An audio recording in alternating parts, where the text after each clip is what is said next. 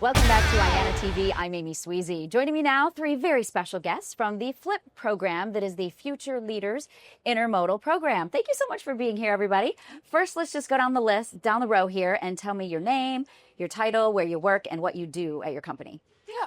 So my name is Alexis Rudd. I am a customer success manager at DCLI. I work on the marine side of things, so I work with our ocean carriers and kind of liaise between them and DCLI. Okay, next. Hi, my name is Paul Tellis, and I'm operations manager for JB Hunt here in Southgate, California. I work with multiple carriers across SoCal, hand in hand with our operations team. I'm Michael Waters. I work for APM Terminals as a rail strategist, helping strategize containers coming in and out of the port here at California. Okay, Michael, since you have the microphone, before we let you pass it on, just tell us a little bit about the FLIP program. How did you get involved with it in the first place? So I had a senior leader write me a letter of recommendation for the program, and then from there was sent a link to answer questions of kind of what I hope to get out of the program and kind of what my expectations are and why I think I'd be a good candidate. And then from there we got accepted. And what was it about the program that made you even want to apply in the first place or be a part of it? I thought it'd be a good networking opportunity, a good experience to come out and meet other people in the program. Being that I am newer to the industry, 4 years now, I thought it'd be just a good opportunity to get out of my comfort zone, go out and meet new people, and hopefully learn new aspects. Okay. And Paul, I know that you're winding down now the 1 year of being in this program. What would you say have been some of the benefits? Yeah, so I've deeply benefited in terms of the networking, like Michael said, connecting with carriers out here in SoCal, not only on the intermodal side, but on the port side as well. As my company is growing and expanding, taking advantage of just the network here in SoCal. So I've had multiple conversations with carriers in person, which has benefited just my relationship building here in SoCal. And attending DRATech 2025 was a great opportunity. The expo is obviously a great opportunity to meet with carriers. So it's been in terms of the last year to this year, just a vast improvement, just building my network in terms of my carrier base. Okay. And Alexis, what would you say have been some of the highlights of being in this program? Kind of to piggyback on what he said, it's just the networking opportunity. I mean, obviously we're in Long Beach, so that's nice too. But coming out here and meeting your other FLIP attendees and really building those relationships. A lot of them I talk to outside of, just the FLIP program.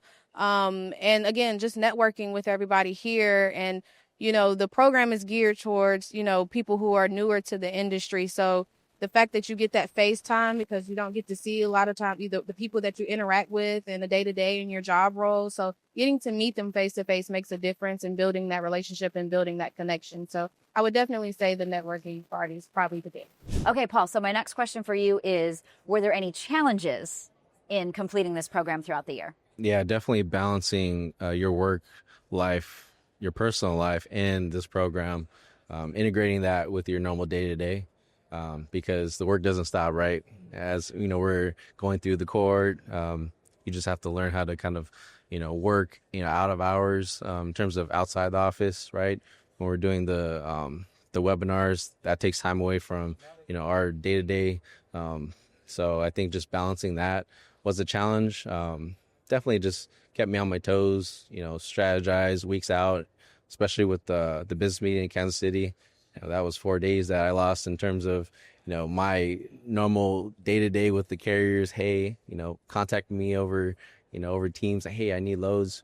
What are we going to do? So I'm like, you're fine. Like my team can manage and hold down the fort. And when I get back, we're back to normal scheduling program. So yeah, that was definitely the biggest challenge. And you gave us such a huge list of benefits earlier. So you would weigh the benefits with the challenges and which one won out. Yeah. So, I mean, the biggest thing for me was just, again, like just prioritizing my, looking at my OneNote, my calendar. And then, as we scheduled the webinars, the informational Larry Gross sessions, bouncing back and forth, but definitely doable. Okay. So, Michael, you too. How about, was the work-life balance with being part of this program? Yeah, work-life balance was definitely challenged. If anything, it kind of helped me prioritize some things, focus on this, and work on time management skills. Definitely getting what I need to get done during the day at work to make time for these webinars, especially, I have a young baby at home, so just finding the time to getting everything done. So, Okay. Would you recommend this program to others? absolutely. I think it's a great way to put yourself out there, get a chance to meet different people. I mean, I met these guys two other times in person, see each other randomly, but it's great connections to have. I mean, I think these are the kind of things that we've been through this together. And you never know, 20 years down the road, I might need to call Paul and say, hey, man, can you help me out with this? He might be able to do that for me. So I think it's a great opportunity. And Alexis, would you, what advice would you give to the next group? I know your year is coming to an end, so there's now a new group of Flip. Are you Flip members? Is that what you call yourselves? You're part Flippers. of the Flippers. Oh, you're Flippers. Oh, I did hear old Flippers and new Flippers. So you guys are, now you're going to be old Flippers starting tomorrow, right? What's your advice to the new Flippers? I would just say to, make the most of your experience. I think that you have the kind of free range to make it what you make it, essentially. So, network as much as possible, put yourself out there, step out of your comfort zone, and just meet new people, and, maybe do something or go to a dinner or a happy hour that you normally probably wouldn't go to, unless you were mandated to. But I would just say make it your own, and, really get to network with not only your flippers, but anybody else at the conference. And I think if you do that, you'll see that you're actually, benefiting from it more than if you kind of didn't. So just put yourself out there. Fantastic. Alexis, Paul, Michael, congratulations, first of all, on being a part of this program. It's quite an honor to be recommended and then, to be involved in it. Way to, stay with it and figure out that work-life balance over the last year. And I'm excited to see you guys now become old Flippers and then return the favor to the younger people coming up. So thank you for being here. Thank you. All right. You're watching IANA TV. I'm Amy Sweezy.